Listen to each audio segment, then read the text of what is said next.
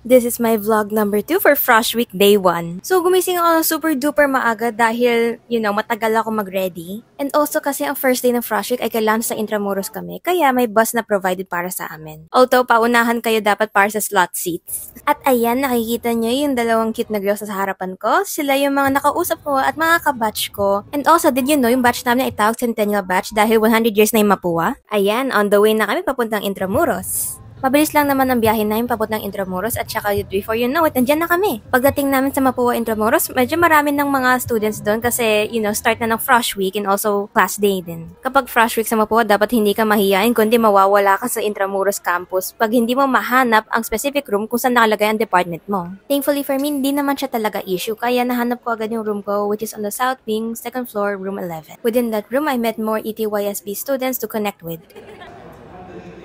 So habang nakastay ako sa classroom, sinusulit ko yung lamig kasi mamaya nakapila na kami sa labas para sa Frosh Week and super init din. Mainit naman sa labas ng gym pero mabuti nga nagpa-aircon sila sa loob para hindi kami mainitan ng mga Frosh students during the entire program. As you can see, diretso na kami papuntang gym and even though maaga, maaraw pa rin. Although hindi nakuha yung mukha ko dito para sa video kasi pinupuntahan ko palang papuntang gym, damang-dama ko na yung pagka-freshman ko sa Mapua. Kaya nakastop kami there for a moment kasi yung host niya tawag each department one by one. So we are just basically waiting for our turn. Nakikita nyo naman guys, ayan ang setup ng gym for Frosh Week program. Medyo kinakabahan ako habang papasok kasi naalala ko na magiging college student na talaga ako. Hindi lang to basta joke-joke lang. As in a college student, legit. At ayan ang itsura ng stage for this Frosh Week program. Papunta pa lang kami sa seats namin during that video. So, ito ang itsura ng gym habang pinupuno pa lang ng mga estudyante. And while waiting, binigyan kami each ng kandila. Continuing onward, ito yung mga compilations sa mga ginawa nila.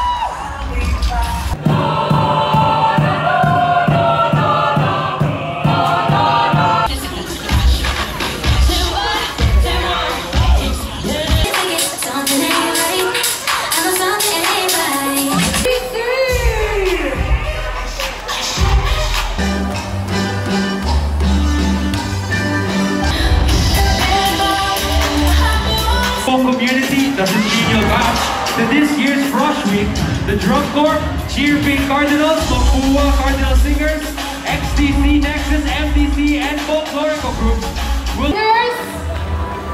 Folklorico! And after the performance is the candlelighting ceremony, which is yung pinakahihintay ko.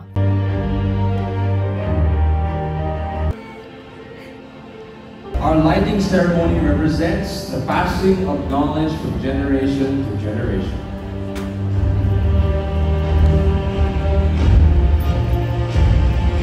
And wisdom. We welcome to Mapua University.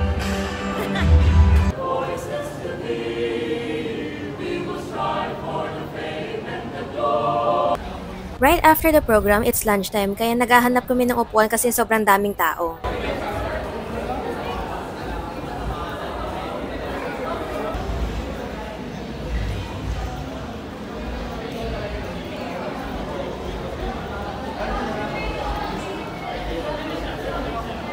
And now it's time to go home using the same bus na ginamit namin papuntang Intramuros. Funnily enough, pagkatapos ko kumain ng lunch, biglang may announcement na may sasakay ng bus pabalik na Makati, kaya nakasakay ako agad. Okay, that's our vlog for today. See you next time! Bye!